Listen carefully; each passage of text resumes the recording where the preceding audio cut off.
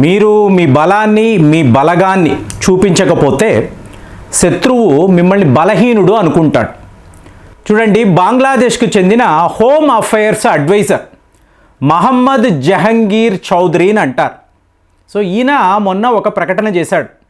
అంటే వీళ్ళు ఈ పొలిటీషియన్స్ ఎలా మాట్లాడినా కూడా ఈ బంగ్లాదేశ్ మీడియా ఉంది చూసారా, వాళ్ళు రెచ్చిపోయి రిపోర్టింగ్ చేయడం. అంటే అన్ని అబద్ధాలే, ఏ నిజము లేదు, అన్ని అబద్ధాలే. కానీ బంగ్లాదేశ్ వాళ్ళ ఈగో ఉంది చూసారా, అది సాటిస్ఫై చేయడానికి మీడియా ప్రయత్నాలు చేస్తున్నారు.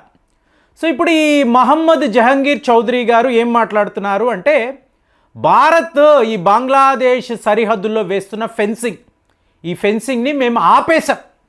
ఆ ఏరియా అంతా టోటల్గా మా కంట్రోల్లో ఉంది. మేము ఘన విజయం సాధించాం. అంటే వాళ్ళను బెదిరిస్తే బార్డర్ సెక్యూరిటీ ఫోర్సెస్ వాళ్ళు అక్కడి నుంచి వెళ్ళిపోయారు. సో ఇది ఒక గ్రేట్ విక్టరీ అని చెప్పి మాట్లాడాడు.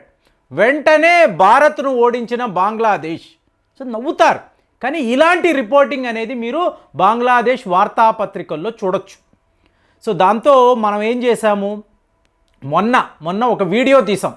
అంటే బార్డర్ సెక్యూరిటీ ఫోర్స్కి సంబంధించిన ఒక జవాను, సో ఇతను బంగ్లాదేశ్కి సంబంధించిన కొంతమంది స్మగ్లర్స్, సో వాళ్ళని అడ్డగించడం, వాళ్ళు ఇతని మీద దాడులు చేయడము, ఇంతలో బార్డర్ సెక్యూరిటీ ఫోర్స్ జవాన్లు, మన జవాన్లు అక్కడికి రావడము, వాళ్ళు పారిపోవడం. సో ప్లాన్ ఏంటంటే పూర్తిగా దీన్ని వీడియో తీయడం, ఆధారాలు కావాలి కదా.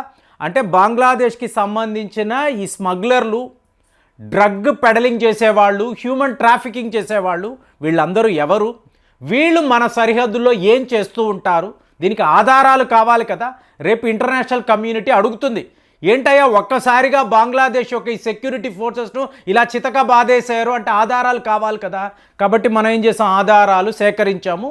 మన బిఎస్ఎఫ్ జవాన్లు వచ్చారు, వాళ్ళు పారిపోయారు. సో ఇది అయిన తరువాత చూడండి, ఇంకొక అటెంప్ట్ మళ్ళీ భారత్లోకి రావడానికి. ఏంటి, 572 ఫిన్సడల్ అనబడే బాటిల్స్, ఒక టైప్ ఆఫ్ కెమికల్స్ తెలుసు కదండి. సో వీటిని తీసుకొని భారత్లోకి వచ్చే ప్రయత్నాలు వాళ్ళు చేశారు. సో ఇంకా చూసి మనం ఏం చేసాము అంటే కాల్పులు చేసాం. అంటే ఇంతవరకు ఆగిన మన బార్డర్ సెక్యూరిటీ ఫోర్సెస్ ఇలా ఈ క్రిమినల్స్ను కూడా ఉపేక్షించడం ఏంటి, కాబట్టి కాల్పులు జరిగాయి.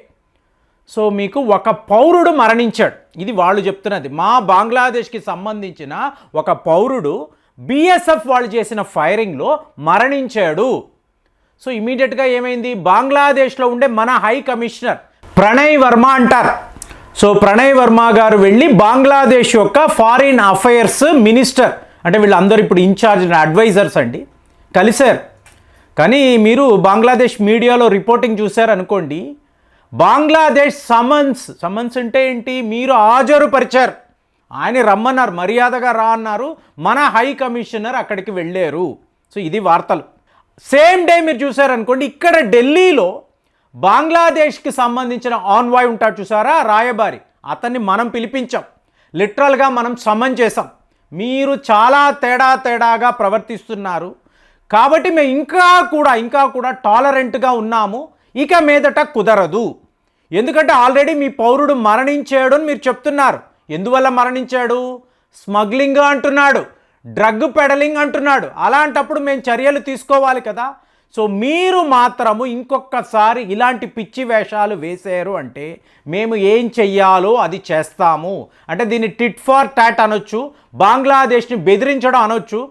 ఇది అయిన సాయంత్రమే మీకు వాళ్ళ ఫారిన్ అఫైర్స్ సెక్రటరీ, మేము భారత్తో ఇలాంటి మాటలు అంటే నెగోసియేషన్స్ చేస్తున్నాము, డిస్కషన్స్ చేస్తున్నాము, ఫ్లాగ్ మీటింగ్స్ పెట్టుకోవాలి, ఇలాంటి గొడవలకి ఇరు దేశాలు కూడా దిగకూడదు అంటే మన బెదిరింపులు, మనం కాల్పులు మొదలు పెట్టాము తెలిసిన వెంటనే బంగ్లాదేశ్ యొక్క ఫారిన్ అఫైర్స్ సెక్రటరీ యొక్క మాటల్లో తేడాను గమనించండి. సో ఇప్పుడు వీళ్ళు మాట్లాడుతున్న బార్డర్ ఫెన్సింగ్, మనం వరస పెట్టి ఫెన్సింగ్ వేసుకుంటూ వెళ్తున్నాం కదా, దీనిని మేము ఆపేసాము. సో మా యొక్క సెక్యూరిటీ గార్డ్స్ ఆపారు, భారత్కు సంబంధించిన బార్డర్ సెక్యూరిటీ ఫోర్సెస్ ఏవి చెయ్యలేక వెనుతిరిగారు, ఇది మా విజయం అని చెప్పి ఒక వ్యక్తి మాట్లాడుతున్నాడు కదా, మహమ్మద్ జహంగీర్ చౌదరి. మరి వాస్తవాలు ఏమిటి అంటే, బార్డర్ సెక్యూరిటీ ఫోర్సెస్ వాళ్ళు ఒక రిపోర్ట్ ఇచ్చారు, వీళ్ళు అడ్డదిడ్డంగా మాట్లాడుతున్నారండి, ఇక మీదట మేము సెంట్రల్ గవర్నమెంట్కి చెప్పాము, ఇలాంటి పిచ్చి వేషాలు వేస్తే వాళ్ళని చితక బాదుతాం, ఎలా కొట్టాలో కొడతాము, ఇంకా కూడా మేము టాలరెంట్గా ఉండలేము. పచ్చి అబద్ధాలు మాట్లాడుతున్నారు. చూడండి, మన ఫెన్సింగ్ అనేవి ఇలా కంటిన్యూ అవుతూనే ఉన్నాయి. అంటే 4096 కిలోమీటర్లు అండి మీకు భారత్ బంగ్లాదేశ్ సరిహద్దులు. ఇందులో వెస్ట్ బెంగాల్ మాత్రమే 2217 కిలోమీటర్స్ టోటల్ ఫెన్సింగ్ అనేది అయిపోయింది. వెస్ట్ బెంగాల్ వైపు ఉండే ఫెన్సింగ్ వరకు మనం కంప్లీట్ చేసాం. ఇక అస్సాం అన్నారనుకోండి 262 కిలోమీటర్లు. అలాగే మేఘాలయ అంటే 443 కిలోమీటర్లు. ఇక్కడంతా కూడా క్లియర్గా మీరు ఫెన్సింగ్ చూడొచ్చు. మీరు ఎవరైనా అటు వెళితే బ్రహ్మపుత్ర అటు వెళ్ళారు అనుకోండి, డౌంకి అనబడే ప్రాంతం, అక్కడికి వెళ్ళారనుకోండి, క్లియర్ కట్ ఫెన్సింగ్ అనేది కనిపిస్తుంది. సో మనము చెయ్యాల్సిన పనులు చేసాం. ఇంకా ఎంత, ఒక 885 కిలోమీటర్లు మాత్రమే మిగిలి ఉంది. సో దానిని కూడా కంప్లీట్ చెయ్యడానికి మనము ఈ వర్క్ అనేది మొదలుపెట్టాం. అంటే 4096 కిలోమీటర్లో 3271 కిలోమీటర్స్. చూడండి, ప్రపంచంలో ఏ ఒక దేశము ఇలా చేయలేదండి. మనం టోటల్ ఫెన్సింగ్ అనేది వేసేసాం. సో ఇంకా ఒక 885 కిలోమీటర్లు మాత్రమే మిగిలి ఉంది. సో ఇది వేసేసామో అనుకోండి, బంగ్లాదేశ్ నుంచి వస్తున్న ఈ వలసదారులు, ఈ ఇల్లీగల్ ఇమిగ్రెంట్స్ ఉంటారు చూసారా, టోటల్గా ఆగిపోతారు. అంటే వాళ్ళ ఆధారమే భారతదేశము, కానీ మన మీదే వీళ్ళు ఇలాగ అడ్డదిడ్డంగా మాట్లాడతారు, ఇలా అల్లరి పనులు చేస్తూ ఉంటారు. స్మగ్లింగ్ అంటారు, కిడ్నాపింగ్ అంటారు, హ్యూమన్ ట్రాఫికింగ్ అంటారు, డ్రగ్స్ అంటారు, ఇవన్నీ చేస్తూ ఉంటారు. అట్ ది సేమ్ టైం మనము మన దేశాన్ని కాపాడుకోకూడదు, ఇక్కడంతా కూడా ఫెన్సింగ్ వెయ్యకూడదు, ఓపెన్గానే ఉండాలి, ఇవన్నీ మాట్లాడతారు. సో మనము చాలు అనుకున్నాం. ఒకవైపు ఏమో మయన్మార్కి సంబంధించిన టోటల్ సరిహద్దులను మనము సీజ్ చేసే పరిస్థితి, టోటల్గా ఫెన్సింగ్ వేస్తున్నాము. ఇవాళ బంగ్లాదేశ్లో కూడా ఇదే జరుగుతుంది. కానీ వాస్తవాలను ఇలా విడిచిపెట్టి మూడు వైపులా ఇండియా కదండి, నువ్వు ఎటు వెళ్ళినా కూడా భారత్ని దాటి నువ్వు చెయ్యగలిగింది ఏమీ లేదు. అటువైపు మయన్మార్. అలాంటిది నువ్వు మాతో గొడవ పెట్టుకుంటే, ఘర్షణకు దిగితే, మేము తిరగబడితే ఏం జరుగుతుంది? డిప్లొమాటిక్ ఛానల్స్లోనూ ఒక పెద్ద దెబ్బ. అలాగే మీకు సరిహద్దుల్లో కూడా బార్డర్ సెక్యూరిటీ ఫోర్సెస్ ఒక చిన్నపాటి ఫైరింగ్ చేస్తే అక్కడ వాళ్ళు లబోదిబోం అంటున్నారు. అలాంటిది మనము ఒక మిలిటరీ యాక్షన్ తీసుకున్నాము అనుకోండి, బంగ్లాదేశ్ తట్టుకోగలదా? సో ఇదంతా కూడా వీళ్ళకి తెలిసి మరి ఎవడెవడనో తీసుకువచ్చి, వీడు బంగ్లాదేశ్ ఆర్మీ యొక్క మీకు ఇలాగ ఆఫీసర్, అతను వచ్చి ఇంటర్వ్యూలో, చూసారా మేము టోటల్గా భారత్ బంగ్లాదేశ్ని కంట్రోల్ చేస్తున్నాము, అటువైపు బార్డర్ సెక్యూరిటీ ఫోర్సెస్ ఎవరూ లేరు, టోటల్గా మా కంట్రోల్. ఏది, నువ్వు ఎక్కడో ఒక చెట్టు దగ్గరికి వెళ్ళి నిలబడి ఇదే నీకు బంగ్లాదేశ్ యొక్క బార్డర్, ఇండియా బంగ్లా బార్డర్ అని చెప్తే ఎవడు నమ్ముతాడు? సో ఇదంతా పచ్చి అబద్ధాలు. మీడియా మాట్లాడుతున్న ఇలాంటి విషయాలు మేము ఇక ఉపేక్షించము.